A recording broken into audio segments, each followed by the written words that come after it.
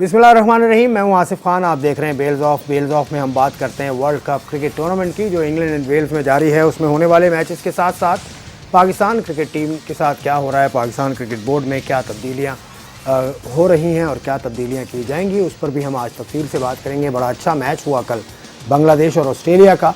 बांग्लादेश की टीम को गो के शिकस्त हुई, लेकिन तकरीबन 700 से ज़्यादा रन्स हमने देखे और बड़ी स्पिरिटेड परफॉर्मेंस बांग्लादेश की टीम की हमने देखी। उनकी ग्रेजुएशन पर ज़रूर हम बात करेंगे। बांग्लादेश की team over the years, specially in the last 4-5 years, उन्होंने ऐसा क्या किया है कि उनकी टीम अब एक बड़े अच्छे बेस के साथ नज़र आती है। उसके अलावा दीगर क्रिकेट बोर्ड्स में क्या फ़ैसले लिए गए हैं जिनको बोल्ड डिसीजंस कहा जाता है, जैसा कि पाकिस्तान क्रिकेट बोर्ड भी प्लान कर रहा है कि वो भी बड़े फ़ैसले लेगा ताकि आगे क्रिकेट आपकी बेहतर हो। उस पर भी हम ज़रूर बात करेंगे। कुछ क्रिकेट बोर्ड्स की मिसालें और कुछ क्रिकेट बोर्ड के जो इक़दाम हैं वो मैं आपके सामने रखूँगा। पाकिस्तान क्रिकेट बोर्ड में अब जो नए फ़ैसले लिए जा रहे हैं उसके असर क्या होगा और क्या बातें आ सकती हैं, क्या नए चेहरे आ सकते हैं, कौन जा सकता है, किस पर शिकस्त का मलबा गिरेगा, उस पर भी हम तफसील से बात करेंगे। शोएब जट ज्वाइन करेंगे प्रोग्राम में हमें और अपना इनसाइट एनालिसिस ज़रूर देंगे। मैं कोशिश करूंगा कि श्रीलंका से भी व्यू पॉइंट लिया जाए ताकि श्रीलंका की टीम भी काफ़ी मुश्किलात का शिकार है एडमिनिस्ट्रेटिवली,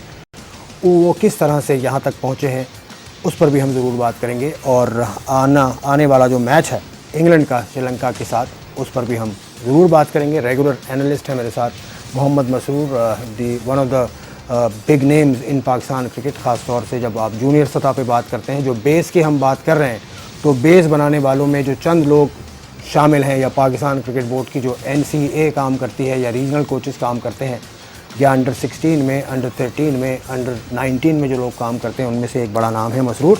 अस्सलाम वालेकुम मसरूर, क्या हाल है? वालेकुम सलाम आसिफ, कैसे हैं? खैरियत है? खैरियत ठीक ठाक। कल के मैच से शुरू करूं या पाकिस्तान के हालात से शुरू करूं, कहां से शुरू करूं आप बताएं?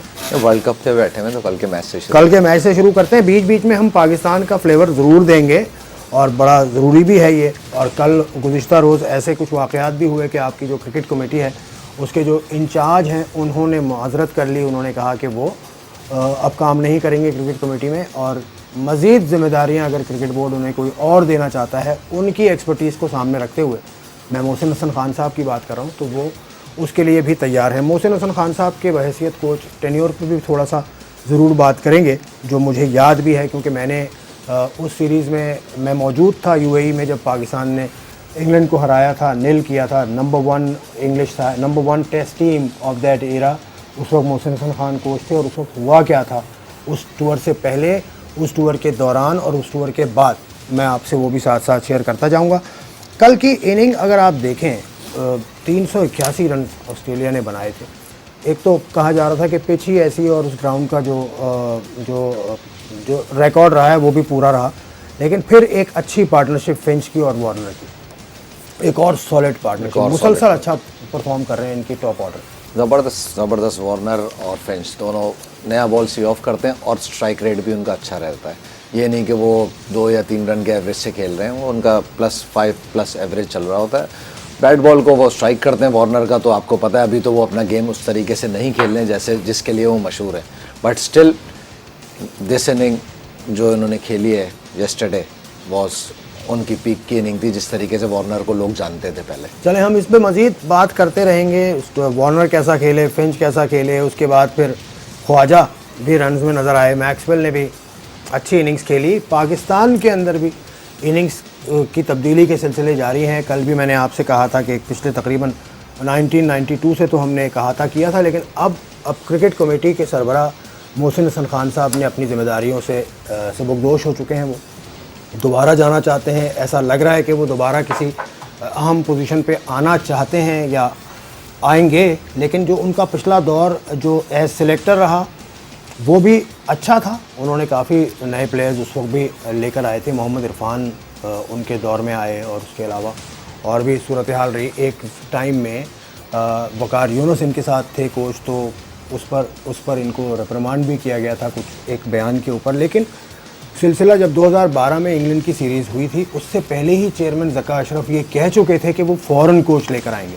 हालांकि उस वक्त टीम जा रही थी दौरे पर, लेकिन वहाँ पर जब नील किया इंग्लैंड को, तो मैं वहाँ मौजूद था और मैं ने अपनी आंखों से देखा था कि सीनियर प्लेयर्स ने मोहसिन हसन खान को अपने कंधों पर उठा लिया था, और वहाँ पर उस वक्त देखने वालों में ज़का अशरफ साहब भी बैठे हुए थे और वो सामने वो देख रहे थे। लेकिन उस वक्त ये हवा चली कि हमें फ़ॉरेन कोच की ज़रूरत है, और डेव वॉटमोर आए। डेव वॉटमोर का दौर जैसा भी रहा, उसके बाद फिर ये हवा चली कि हमें लोकल कोच चाहिए, तो फिर वकार यूनुस की एंट्री हुई। वकार यूनुस का दौर जैसा भी रहा, बड़ा सॉरी एंड हुआ उनका, और काफ़ी चपकलिश रही उनके और नजम सेठी साहब के दरमियान। वकार यूनुस ने यह भी कहा कि पाकिस्तान की पार्लियामेंट में इतनी सियासत नहीं होती जितनी क्रिकेट बोर्ड में होती है, और उन्होंने पूरा एक बहुत बड़ा पर्चा लिखा जिसमें रिकमेंडेशंस थी कि फ़र्स्ट क्लास क्रिकेट के अंदर टीम्स को कम करें, फर्स्ट क्लास क्रिकेट में कंपटीशन बढ़ाएं, सिलेक्शन का मयार बेहतर करें, कोच की से बढ़ाएं सिलेक्शन कमेटी में, और उसके साथ साथ उन्होंने 2 प्लेयर्स को ख़ास तौर से एहतियात उनके साथ बरतने का कहा था, अहमद शहजाद और उमर अकमल।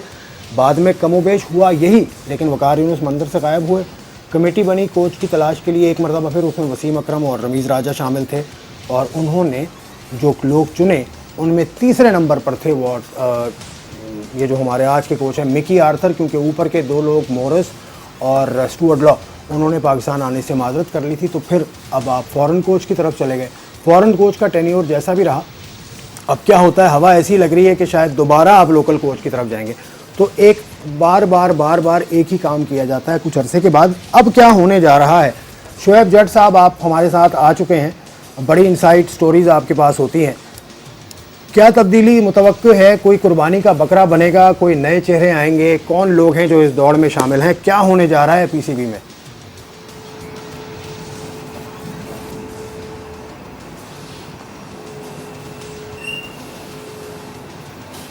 जी आसिफ, बहुत कुछ बदलने जा रहा है। इनफैक्ट कहें तो बदलने का काम जो है वो शुरू हो चुका है, जिसे चाहे आप तब्दीली का नाम ले लें या फिर हम इसको ऐसे भी कह सकते हैं कि प्रोडक्ट वही है, रैपर सिर्फ चेंज होने जा रहा है। बहुत सारे चेहरे हैं जिनके बारे में आपकी तवक्कुआत है, अवाम की तवक्कुआत है।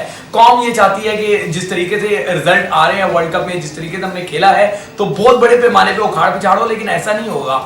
तब्दीलियां जरूर होंगी, मतलब चेहरे वही होंगे, लेकिन उनकी जो कुर्सियां हैं वो तब्दील हो जाएंगी।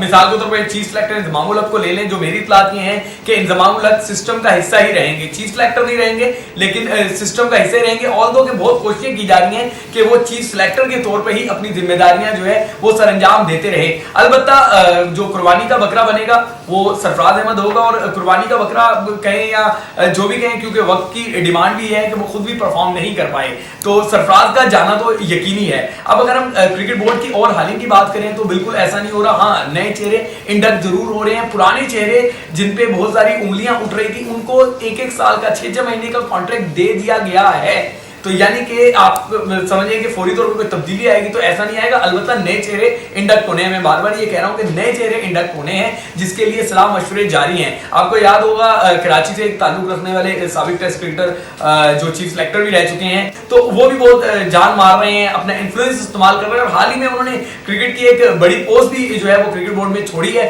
इसलिए ताकि वो सिस्टम में दूसरी पोजीशन के तौर पर आके अपनी जो है वो एक और बारी का आगाज करें। इसी तरीके से और बहुत सारे क्रिकेटर हैं जो अभी रिसेंट पास में फारिग किए गए हैं, वो चाह रहे हैं कि उनको दोबारा से जो है वो मौका दिया जाए। इसी तरीके से जो मौजूदा सेटअप के लोग हैं वो चाह रहे हैं कि उनको कहीं जाने की जरूरत ना पड़े, उनकी जगहें चेंज हो जाए, लेकिन वो सिस्टम में बने रहे, वहां से पैसे लेते रहे, सैलरीज और मराद जो है वो लेते रहे। तो फौरी तौर पर पाकिस्तान क्रिकेट बोर्ड में कुछ भी नहीं बदलने जा रहा। कुछ ऐलानात होंगे, कुछ इंडक्शन होंगी, लेकिन जो ऑलरेडी लोग स्टैंड कर रहे हैं उनकी मैं आपको फिर बता रहा हूं कि वही चेहरे होंगे, सिर्फ उनकी जिम्मेदारियां तब्दील होती जाएंगी। एक चीज जो बड़ी तेजी से परवान चढ़ रही है वो है एमडी पीसीबी वसीम खान, के उनको 1-1, 2-2, 3-3 करके जिम्मेदारियां देते जा रहे हैं, जो आगे जाके बहुत ज्यादा प्रॉब्लम्स क्रिएट करेंगी। हाँ, ये जरूर है कि फिलहाल पाकिस्तान क्रिकेट के फैसले जो हैं वो जो चेहरे सामने नजर आ रहे हैं वो नहीं कर रहे, वो लोग कर रहे हैं जो बिहाइंड द स्क्रीन भी हैं, ऑन स्क्रीन भी हैं। ऑन स्क्रीन किसी और सूरत में है, लेकिन जो क्रिकेट बोर्ड में ऐसा लगता है कि जैसे उनका किरदार नहीं है, लेकिन सारी रिमोट कंट्रोल उन्हीं के हाथ में। आप समझ रहे होंगे मैं जिनका जिक्र कर रहा हूँ, साबिक पाकिस्तान के कप्तान भी हैं। सारी क्रिकेट उनके इर्द गिर्द घूम रही है, क्योंकि वो पीएम इमरान खान के बहुत करीब हैं। तो जो क्रिकेट में होना है वो उनकी मर्जी से होना है, और फिलहाल मर्जी ये है कि जो लोग हैं उनको ना भेजा जाए, उनकी जिम्मेदारियां तब्दील कर दी जाए। तो इसका मतलब ये हुआ शोएब कि जिस तरह से ऑन द फील्ड एक राज किया था 2Ws ने, तो अब इंतज़ामी तौर पर भी 2 Ws का दौर नज़र आ रहा है मुझे आपकी बात से। ये लगा एक ब्रेक शामिल करते हैं प्रोग्राम में। Will see you after the break.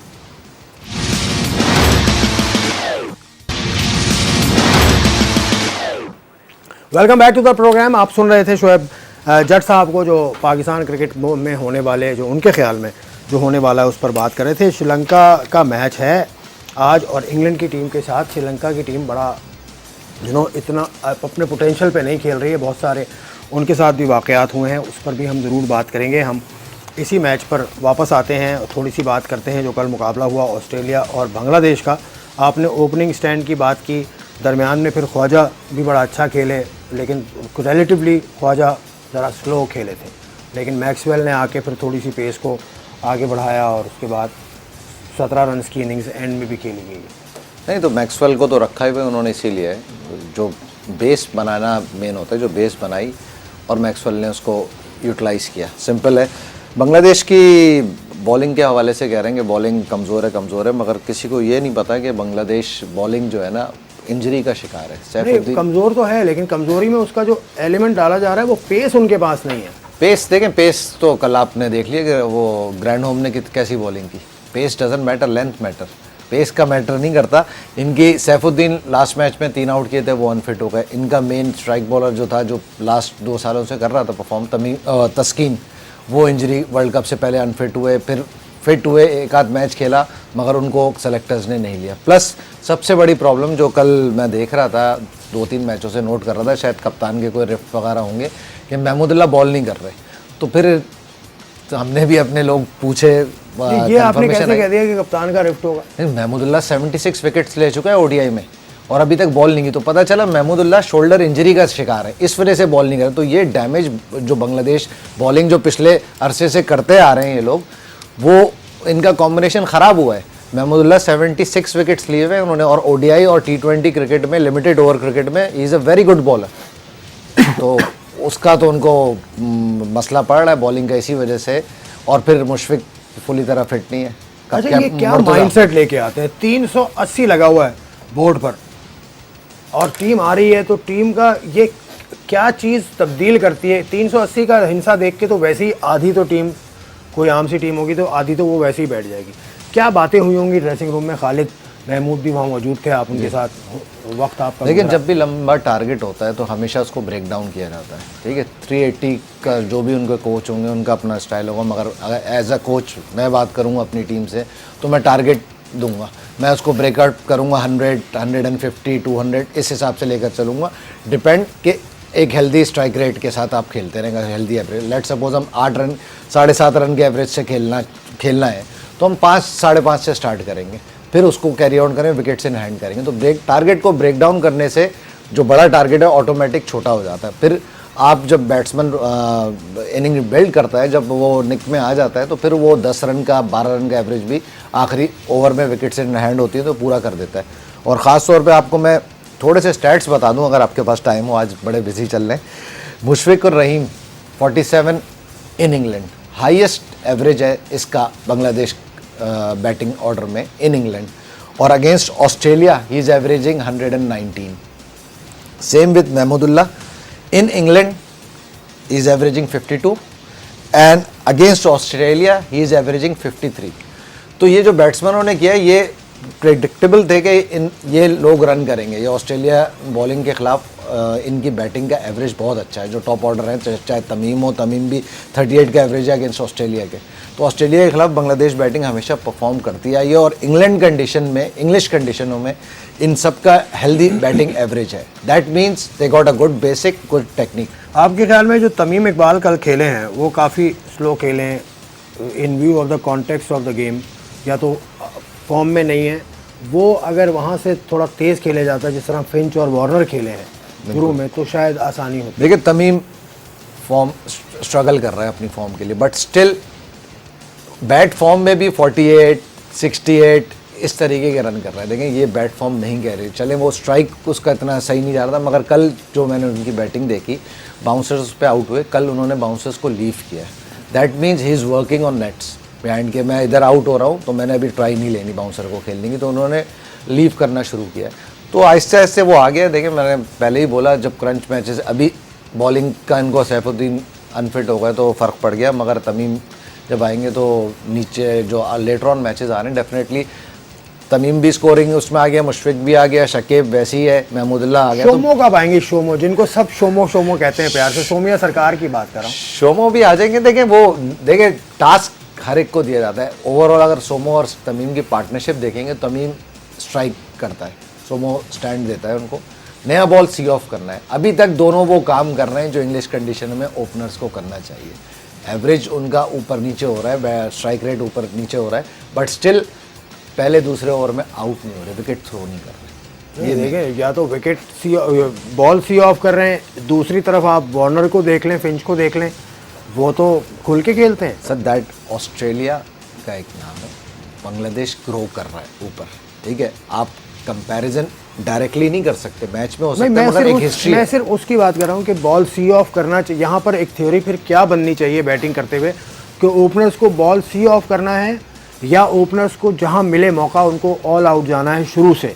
क्या स्ट्रेटजी होनी चाहिए? प्लानिंग होती है। अगर आप बैट्समैन की अपनी अप्रोच होती है, आइदर वो किसी एक बॉलर को टारगेट कर रहा है कि मैंने इससे रन लेने और किसको सी ऑफ करना है।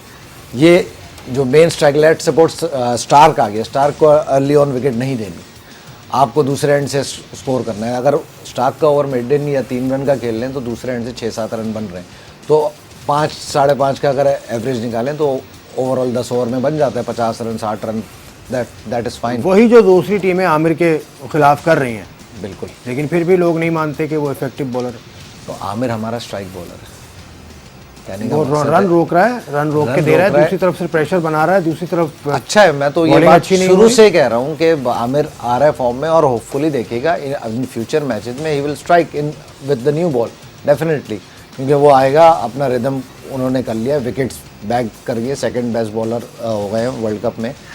इन फ्यूचर डेफिनेटली वो स्ट्राइक करेंगे। चलें अब चलते हैं नेक्स्ट गेम की तरफ। Sri Lanka versus England. श्रीलंका की टीम को बड़े मसाइल का सामना है, उनकी टीम कॉम्बिनेशन भी इतना अच्छा नहीं बन सका।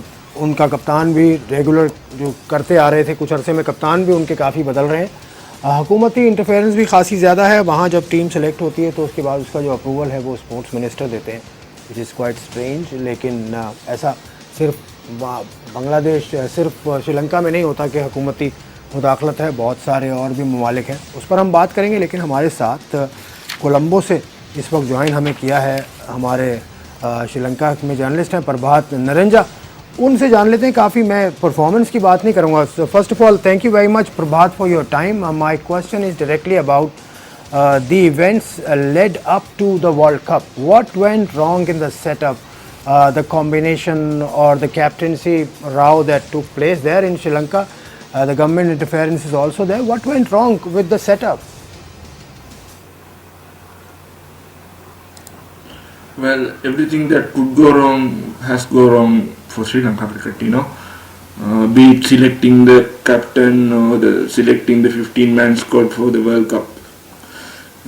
Current selected dropped proven match winners like Asela Gunaratne, Danushka Gunatilaka, Dasun Shahanaka and Lahiru Kumar, along with the good all-rounders like Chehan Jayasuriya.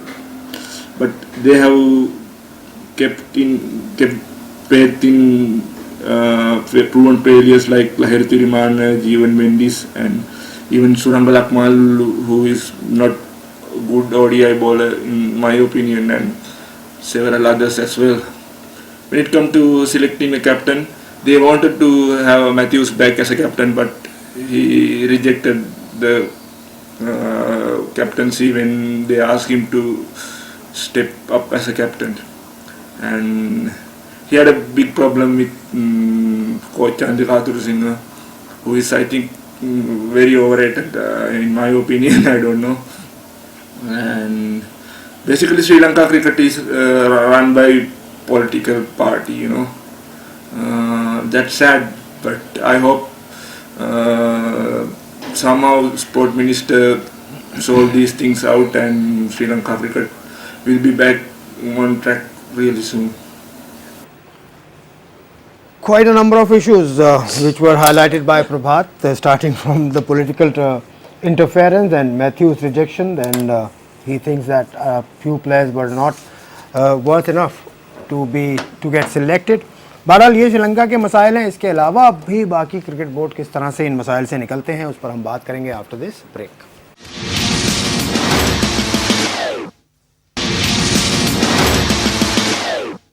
Welcome back to the program bells of England versus Sri Lanka. Sri Lanka से आपने view point सुना प्रभात का, और उनका कहना ये था कि बहुत सारे मसाइल थे। अब ज़रा वो बात भी कर लेना जो हम प्रोग्राम के शुरू में कर रहे थे कि बोल्ड स्टेप्स लेने की बात पाकिस्तान क्रिकेट बोर्ड की जानिब से भी की जा रही है। बाकी क्रिकेट बोर्ड ने क्या किया, बांग्लादेश से शुरू अगर आप करें, बांग्लादेश की टीम 2000 में स्टेटस मिलता है और उसके बाद फिर तरक्की कर रही है। 2000 से काफ़ी 80-82 तो वो मैचेस ऑन द थ्रॉट हार गए थे, लेकिन जो पिछले 4-5 बरसों में उन्होंने किया है वो रिमार्केबल है। हाई परफॉर्मेंस उन्होंने एक प्रोग्राम बनाया।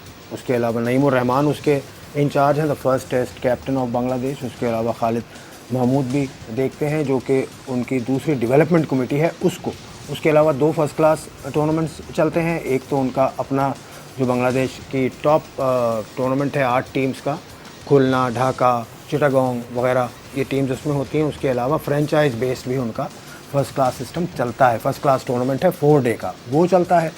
उसके अलावा उनका जो मैंने हाई परफॉर्मेंस बताया उसमें 2 टियर सिस्टम है। एक तो जो टॉप प्लेयर्स हैं नेशनल उनको कैटर करता है, और दूसरा अगर नेशनल प्लेयर्स नहीं है तो जो नीचे की टियर है उसको वो साथ मुसलसल लगा के रखते हैं। इम्पॉर्टेंट बात ये कि बांग्लादेश के जो एक्स प्लेयर्स हैं वो कहीं ना कहीं ग्रास रूट पर इन्वॉल्व हैं। स्कूल से भी शुरू होती है, यंग टाइगर्स के नाम से भी एक टूर्नामेंट होता है जिसमें उनके बहुत सारे सैकड़ों स्कूल्स, हज़ारों स्कूल्स हिस्सा लेते हैं। फिर वहाँ से वो चीज़ ग्रेजुएट करती है, 16 में आती है, 19 में आती है, उनकी एकेडमी में आती है, हाई परफॉर्मेंस सिस्टम में आती है।